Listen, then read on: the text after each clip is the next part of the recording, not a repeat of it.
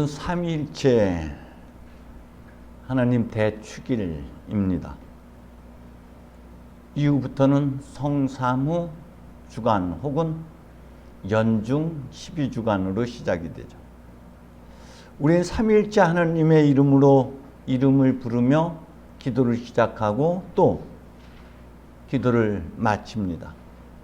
삼위일체 하나님의 이름을 부르는 성호경, 성부와 성자와 성령의 이름으로 라고 하는 이 짧은 기도는 그 자체가 기도이고 또 삼위일체 하나님에 대한 우리의 신앙 고백이기도 합니다.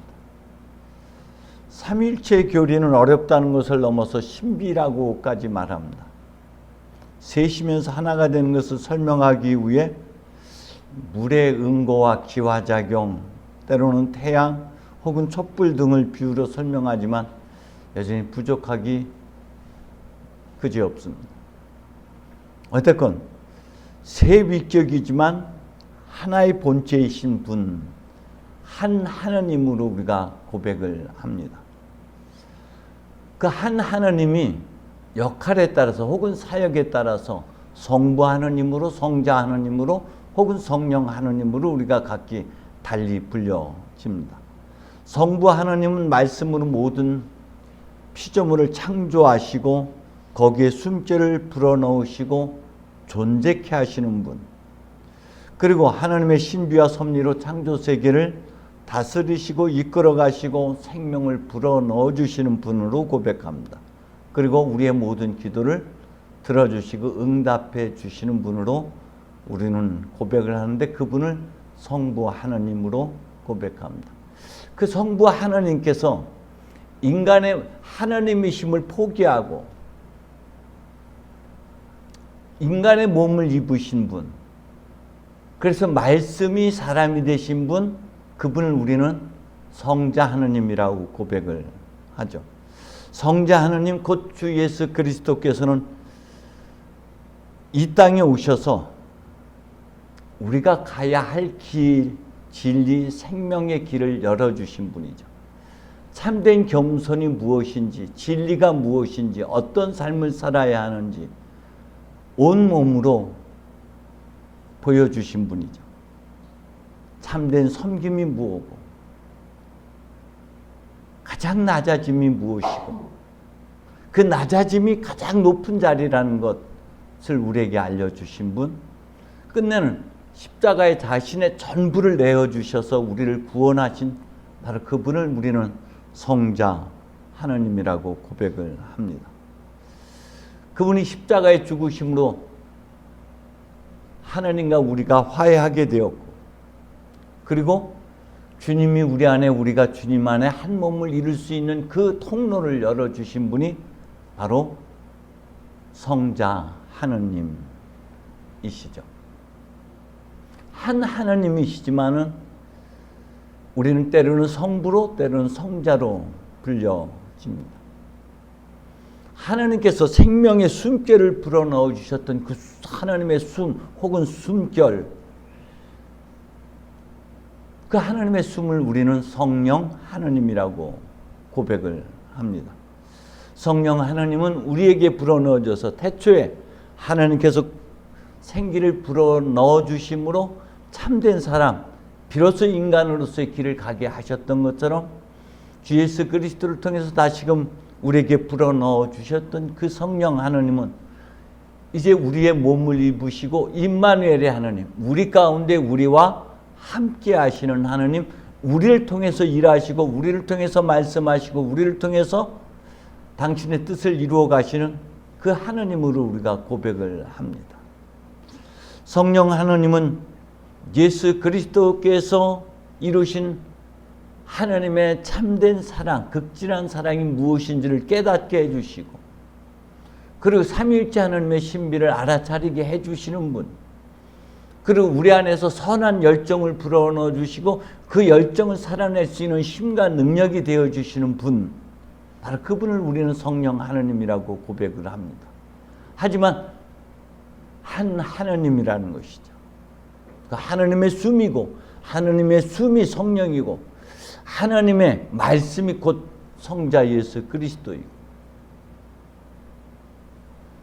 성령 하나님은 우리 안에서 활동하시고 우리 통해서 놀라운 역사를 이루어 가시는 분입니다. 때문에 삼위일체 하나님이라고 우리가 고백할 때 존재에 대한 인식보다는 존재 양식, 존재 방식, 어떻게 살아 움직이시냐, 어떻게 역할하시고 어떻게 사역하시냐에 초점을 맞춰야 됩니다. 하나님은 하나님이심을 비워내시는 분이에요. 없이 계시는 하나님, 늘 타자지향적이신 분. 그 하나님은 우리 안에 숨결을 불어넣어 주셔서 이제 우리를 통해서 이전에는 하나님의 영이 숨결이 예수 그리스도를 통해서 하늘의 뜻을 이루어 가셨다면은 이제는 그 성령 하나님은 우리 가운데 계시면서 우리의 몸을 통해서 우리의 생각, 우리의 말, 우리의 행실을 통해서 하나님의 뜻을 이루어 가시고 이 땅에 하나님의 나라를 이루어 가시는 분이십니다. 절대로 독재와 독선과 독재를 배제하시고 포용과 배려와 환대의 하나님,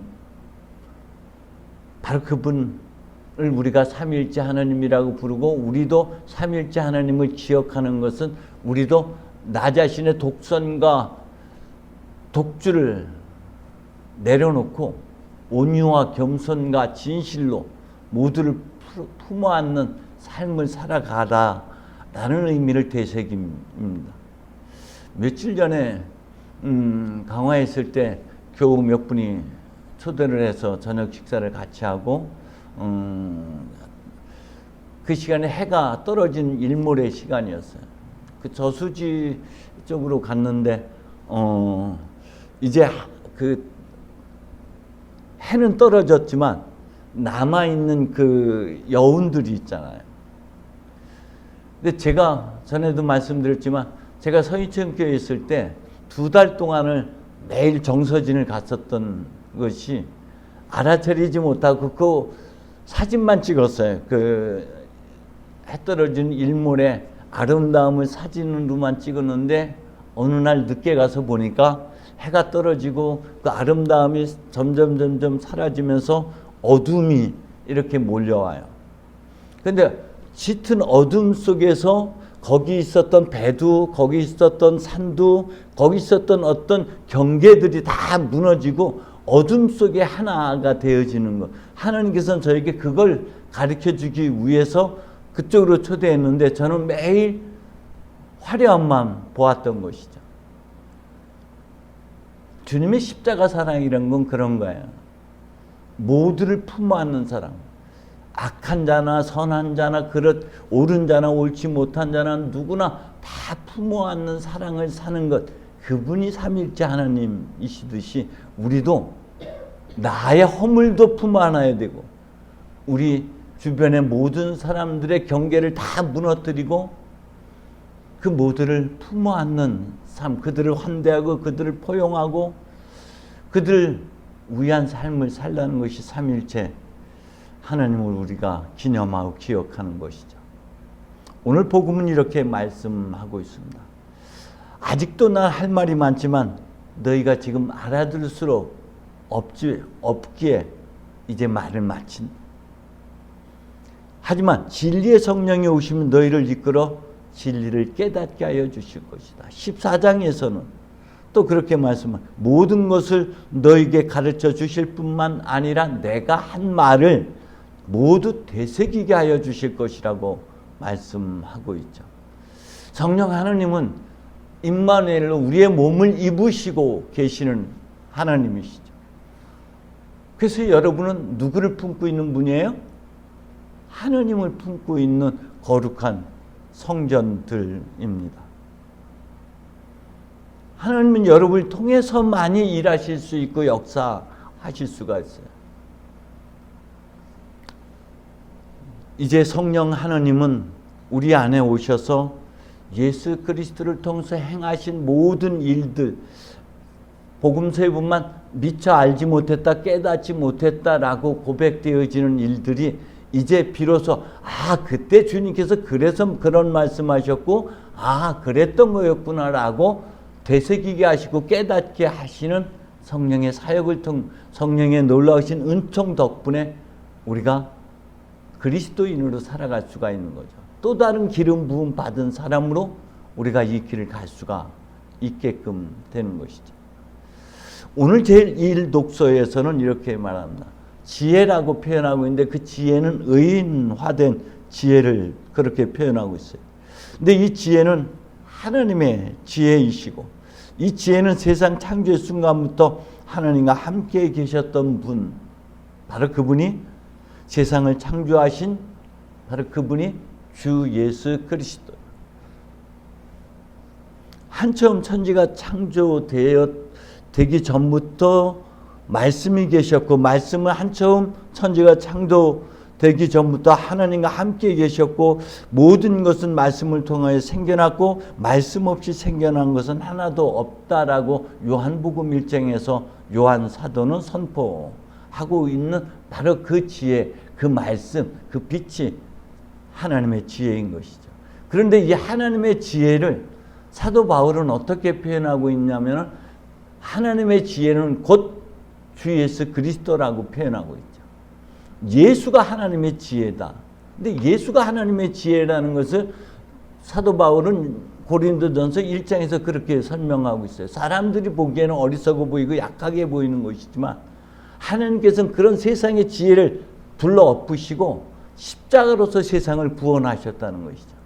세상의 똑똑함, 세상의 지혜를 둘러엎으시는 것, 곧 지는 게 이기는 것이라는 것을 가르쳐 주신 분이 그것을 깨닫게 하심이 지혜인 것이고 그 지혜를 실천하신 분이 주 예수 그리스도예요. 예수는 십자가에 못 박혀 죽으셨습니다. 모든 능력을 갖추신 분이 가장 무기력한 모습으로 모든 사람들에 의해서 죽임을 당하셨어요. 그러나 죽임을 당해서 지하로 내려왔다 그 가장 낮은 자리에서 그는 부활 승천하시고 한처음의 영광을 다시 되찾아 주셨죠. 그것이 하나님의 지혜라는 것이에요. 그래서 하나님의 지혜는 세상의 겉모습으로 판단하지 않고 부족하고 연약하고 나약하고 무지한 무기력한 사람들을 택하시는, 그래서 사도 바울은 계속해서 고린도전서를 통해서 정말 지혜로운 사람으로 살려면은 바보가 되십시오라고 표현합니다. 세상에 바보가 돼서 살아가는 것이 하나님의 지혜라는 것이에요. 그래서 모든 사람들의 동네 북이 되고 모든 것에 가장 만만한 사람으로 때리는 자에게 다른 뺨을 내주고 속옷을 달라는 사람의 겉옷까지 내어주고 나를 핍박하고 회방하는 사람들을 위해서 기도하는 삶을 살라고 그들에게 악을 선으로 갚으라고, 그게 바보가 되는 길이고 그게 삼위일체 하나님께서 걸어가셨던 그 길이죠. 삼위일체 하나님, 그 하나님은 당신의 하나님이라는 이 모든 것까지도 비워내시고 가장 약한 인간이 되셨고 인간이 되셨을 뿐만 아니라 자신의 전부를 십자가에 내어주시는 그 사랑을 우리에게 보여주셨습니다. 그리고 내가 너희를 사랑한 것처럼 서로 사랑하라는 사랑의 계명을 우리에게 남겨주셨죠. 하나님 끊임없이 비워내는 길을 가셨습니다. 하나님은 끊임없이 타자지향으로 사셨습니다. 하나님은 참된 겸손이 무엇인지, 온유가 무엇인지를 우리에게 보여주셨습니다.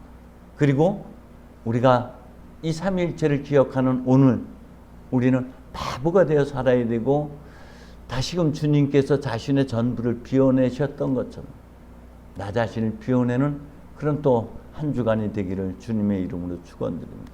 성부와 성자와 성령의 이름으로.